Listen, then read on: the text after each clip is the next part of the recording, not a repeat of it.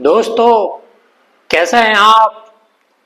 इस्लाम ने तो ये कहा कि इल्म हासिल कीजिए। इस्लाम ने कभी ये नहीं कहा कि लड़कियों को इल्म यानी एजुकेशन हासिल नहीं करना चाहिए। एजुकेशन ज़रूरी है। ये है नीलोफर वोहरा और साथ में है इनके वालिद साहब। ये लड़की MBBS की पढ़ाई कर रही है।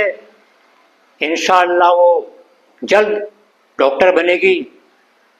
सुनते हैं नीलोफर वोहरा ने क्या कहा। मेरा नाम नीलोफर वोहरा है।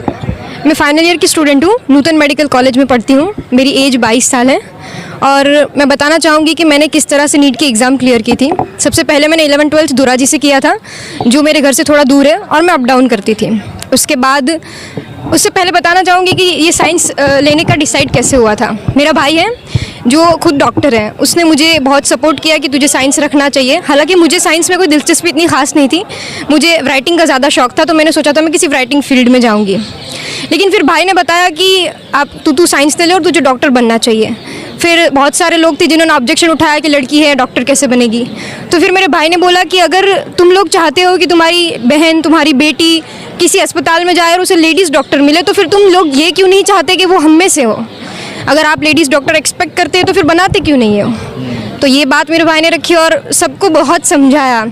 और फिर मेरे भाई के साथ साथ मेरे अब्बा ने बहुत सपोर्ट किया। उन्होंने जी जान लगा दी मुझे यहाँ तक पहुँचाने में। फिर MBBS फिर साइंस का सफ़र शुरू हुआ। 11th-12th मैंने धोराजी से किया। उसके बाद मैंने नीट दी, तो नीट में अच्छे मार्क्स नहीं आए थे। मैंने एक ट्राई दी, अच्छे मार्क्स नहीं आए। उसके बाद मैंने दूसरी ट्राई दी जो कोविड का टाइम था, उसमें भी मुझे मार्क्स अच्छे नहीं आए थे। फिर मैंने तीसरी ट्राई दी जहाँ मैं नाकादर में आई थी, नाकादर इंस्टीट्यूट में, और वहाँ से मैंने तीसरी ट्राई दी थी और अल्हम्दुलिल्लाह मुझे 466 मार्क्स आए थे और फिर मुझे नूतन मेडिकल कॉलेज में एडमिशन मिला। लेकिन जब मैं थर्ड ट्राई दे रही थी तो बहुत टफ टाइम था मेरे लिए, क्योंकि प्रेशर आ गया था कि अब सब क्या कहेंगे, कैसे सबसे डील करना है। पेरेंट्स ने बहुत सारी मेहनत की है हमारे लिए। तो इस दौरान मुझे Yasir sir, doctor Sajid sir और अमान सर, इन सब ने मुझे बहुत सपोर्ट किया था। कभी कभी थॉट आता था कि अब कुछ नहीं हो सकता, अब क्या करेंगे, अब कुछ नहीं हो सकता।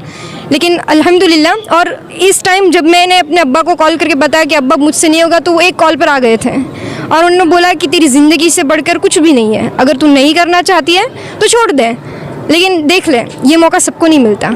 और फिर अल्हम्दुलिल्लाह अल्लाह ने जो मुझे ताकत दी, इसकी वजह से मैं आज यहाँ पर पहुँच चुकी हूँ।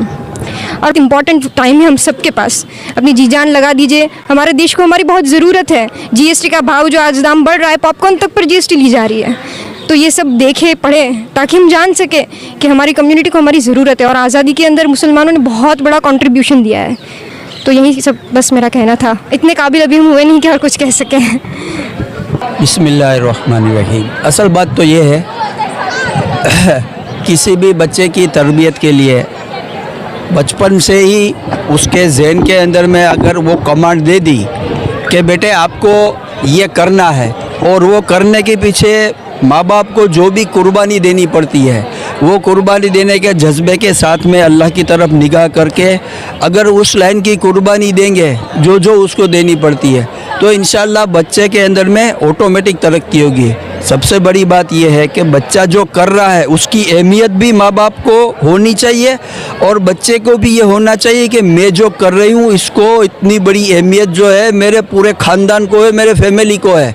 मसलन सुबह 6:30 बजे जाना है, तो सुबह 6:30 बजे बाप जो है अपनी बेटी को पर्दे के साथ में अगर छोड़ने जाएगा, तो नेचुरली बेटी को भी ये होगा कि जो मेरा बाप मेरे को 6:30 बजे छोड़ने जाता है, नमाज का टाइम अभी बाकी है, 7 बजे की है, लेकिन उसके बावजूद जल्दी मेरे को छोड़ने जाता है, तो उसकी अहमियत बच्ची को भी होगी।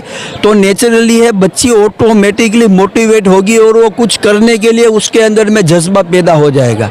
असल बात तो ये है, बाकी करने वाली जात तो अल्लाह की है, कि अपने इख्तियार में रहना है, पॉजिटिव सोचना है। और गुजराती में तो एक कहावत है ना कि भाई निशान चूक माफ़, नहीं माफ़ नीचो निशान। बच्चे को पॉजिटिविटी डेवलप करके उम्मीद अच्छी दिलानी है, नेगेटिविटी को ख़त्म करने की कोशिश करनी है और उस लाइन की मेहनत करनी है। तो नेचुरली ये बच्चा ऑटोमेटिक शौक़ और जोक के साथ में इंशाल्लाह तरक्की आगे करेगा।